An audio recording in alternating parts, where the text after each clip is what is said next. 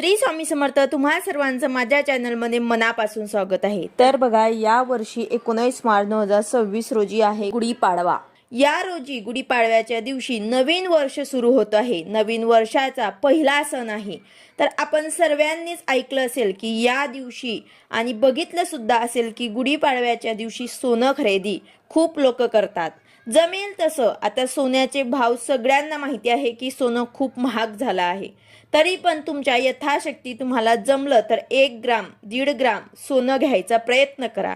कारण गुढीपाडवा हा 3.5 शुभ मुहूर्तापैकी एक मुहूर्त आहे आणि असं म्हटलं जातं की अशा शुभ मुहूर्तांवरती जर आपण काही सोनं घेतलं तर ही जी गोष्ट आहे ते मोडण्याची आपल्याला कधीच वेळ येत नाही. त्यामध्ये वाढ होत असते. म्हणून हे सोनं जे आहे ते खरेदी करत असतात. त्यामागचं हे कारण असतं.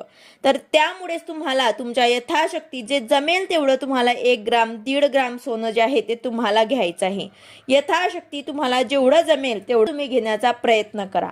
तर हा नवीन वर्ष आहे. नवीन वर्षाचा पहिला सण आहे. नवीन वर्षाचा पहिला सण घेऊन येत आहे आपल्यासाठी भरपूर सारा आनंद, भरपूर साऱ्या आपल्या आयुष्यामध्ये बदल आणि भरपूर साऱ्या गोष्टी घडून येणार आहेत. गुढीपाडव्याच्या शुभ मुहूर्तावर ते आपल्याला घरी एक वस्तू आणायची आहे ज्यामुळे आपल्या घरामध्ये माता लक्ष्मीचा वास राहील.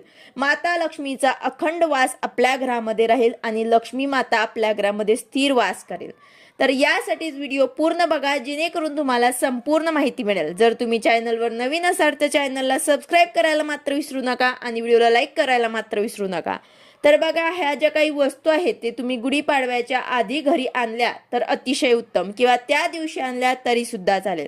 तुमच्याकडे जर नसतील तर आवर्जून तुम्हाला या दिवशी सुंदर मुहूर्तावर ते ह्या ज्या काही वस्तू आहेत ते आणायच्या आहे. सगळ्यात पहिली वस्तू जी आहे ते तुम्हाला तांब्याचा कलश आणायचा आहे. तुम्हाला गुढीपाडव्याच्या दिवशी हा जो कलश आहे तो लागणारच आहे. बऱ्याच घरांमध्ये एकच तांब्या असतो जो देवघरात आपण कलश म्हणून ठेवत असतो आणि गुढीवर आपण स्टीलचा तांब्या लावतात. तर कधीच असं करू नका. एक सुंदर असा तांब्याचा तांब्या, फार महाग नाही असा तुम्हाला एक छोटासा तांब्या घेऊन यायचा आहे. तो खास तुम्हाला गुढीसाठी घेऊन यायचा आहे. सुंदर तो आणल्यानंतर स्वच्छ करून त्यावर स्वस्तिक काढून, रेषा काढून, बिंदू काढून, हळद कुंकू अक्षदा असं लावा आणि गुढीवर व्यवस्थितपणे गुढीवर लावा. म्हणजे सगळ्यात महत्वाची गोष्ट आहे कलश. आणि तोच तुम्हाला आणून जर तुमच्या घरामध्ये कलशाची गुढीपाडव्यापासून तुम्ही स्थापना केली तर अतिशय उत्तम. अशा प्रकारे सगळ्यात महत्वाची गोष्ट जे तुम्हाला आणायची आहे ते म्हणजे तांब्याचा कलश. चुकूनही तुम्हाला गुढीला स्टीलचा तांब्याही कधी लावू नका, ते योग्य नसते. यानंतर आता पुढची गोष्ट म्हणजेच तुम्हाला आणायची आहे स्वामींची मूर्ती किंवा फोटो.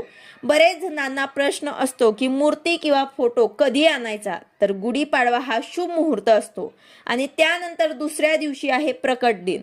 तर त्या दिवशी तुम्ही स्थापना करू शकतात, प्राण प्रतिष्ठा करू शकतात, अभिषेक करून स्वामींची मूर्ती आपल्या घरामध्ये स्थापित करू शकतात. हा सुद्धा व्हिडिओ आपल्या चॅनलवरती आलेला आहे. स्वामींच्या मूर्तीवर आपल्याला अभिषेक कशा प्रकारे करायचा आहे हा व्हिडिओ आपल्या चॅनलवरती आलेला आहे. स्वामींची मूर्ती किंवा फोटो नसेल तर या 2 दिवसांसारखे उत्तम दिवस दुसरे नाही. एक तर प्रकट दिन, नाही तर गुढीपाडवा. दोन्ही दिवशी तुम्ही आणली आणि त्याची प्राण प्रतिष्ठा केली तर अतिउत्तम. यानंतर पुढची गोष्ट आहे श्रीयंत्र. श्रीयंत्रामुळे आपल्या घरामध्ये लक्ष्मी स्थिर राहते. श्रीयंत्र हे काळोकाळपासून चालून आलेली प्रचित अशी गोष्ट आहे ज्यामुळे घरातली लक्ष्मी स्थिर होत असते, माता लक्ष्मी प्रसन्न होते. रोज जर आपण श्रीयंत्राच्या टोकावर कुंकू वाहिले, रोज त्याचं तीर्थ जर घरामध्ये शिंपडलं तर अतिशय चांगलं असतं. आणि असं काही नाही की घरात श्रीयंत्र आहे म्हणून आपल्याला खूप मोठे काही नियम आहेत. रोजच्या देवपूजाप्रमाणेच त्याची आंघोळ घालून व्यवस्थित बसून लाल कपड्यावर तुम्हाला श्रीयंत्र ठेवायचं असतं. फक्त रोज त्याच्या अग्रभागावर ते तुम्हाला कुंकू व्हायचे आहे. अशा प्रकारे तुम्ही श्रीयंत्र सुद्धा या दिवशी आणून स्थापित करू शकतात.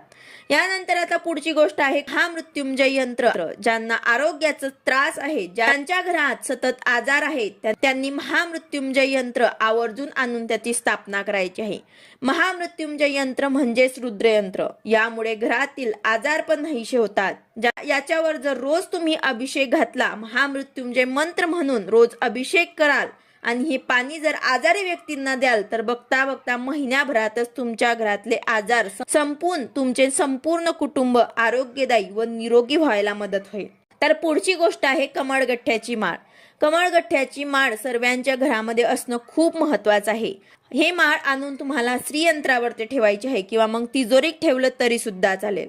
हे ठेवल्यामुळे घरामध्ये अनेक फायदे होऊ लागतात. प्रत्येक शुक्रवारी जर कमळगठ्ठ्याच्या माळेवर तुम्ही कमलात्मक मंत्र म्हटला तर तुमच्या घरामध्ये कायमस्वरूपी लक्ष्मी स्थिर राहते. कमळाच्या फुलामध्ये जे बी असतं त्यापासून बनवलेली ही माळ असते. तर आवर्जून तुम्हाला कमळगठ्ठ्याची माळ सुद्धा घेऊन यायची आहे आणि श्रीयंत्रावरती ठेवायची आहे आणि त्याचबरोबर तुम्हाला या माळेवर मंत्र सुद्धा जप करायचा आहे. पुढची गोष्ट आहे चांदीचा शिक्का, तो सुद्धा तुम्ही आणू शकता. त्यानंतर गजलक्ष्मी सुद्धा तुम्ही घेऊन त्याची स्थापना तुमच्या घरामध्ये करू शकतात. 2 गजलक्ष्मी तुम्हाला तुमच्या देवघरामध्ये स्थापित करायचे आहे. गजलक्ष्मी स्थापित केल्यामुळे या हत्ती जे आहेत ते अतिशय बलवान प्राणी आहे आणि त्यामुळे कुठलं पण संकट आलं तरी आपण हत्तीप्रमाणे खंबीरपणे उभे राहून त्या संकटांचा सामना करतो. म्हणून हे जे काही हत्ती आहे ते आपल्या देवघरात स्थापित करायचे आहे की जेणेकरून जे आपले संकट आहे, हे जे बलवान प्राणी आहे तो आपल्यापर्यंत येऊ देत नाही आणि आले तरी हत्तीसारखी बलवान ताकद आपल्याला येत असते आणि आपण त्या संकटांपासून बाहेर पडतो. तर अशा प्रकारे तुम्हाला ह्या ज्या काही गोष्टी आहेत ते अगदी छोट्या छोट्या आहेत ते तुम्ही आणू शकतात. आधीपासून जर तुमच्याकडे असतील तर परत घ्यायची गरज नाही, पण नसतील तर आवर्जून तुम्हाला नक्कीच घ्यायचे आहे. तर अशा प्रकारे सर्व गोष्टींमधनं जमल्या तर सर्व घ्या, एक जमली तर एक घ्या. गुढीपाडवा हा 3.5 मुहूर्तापैकी एक मुहूर्त आहे. शक्य असेल ते वस्तू तुम्ही तुमच्या घरी आणा आणि या शुभ दिवशी तुम्ही त्याची स्थापना तुमच्या घरामध्ये करा. अतिशय महत्त्वाची माहिती होती जी मला तुमच्यापर्यंत पोहोचवायची होती. माहिती आवडली असेल तर व्हिडिओला लाईक करा, शेअर करा, सबस्क्राईब करा. भेटूया अशाच नवीन व्हिडिओ सोबत. श्री स्वामी समर्थ.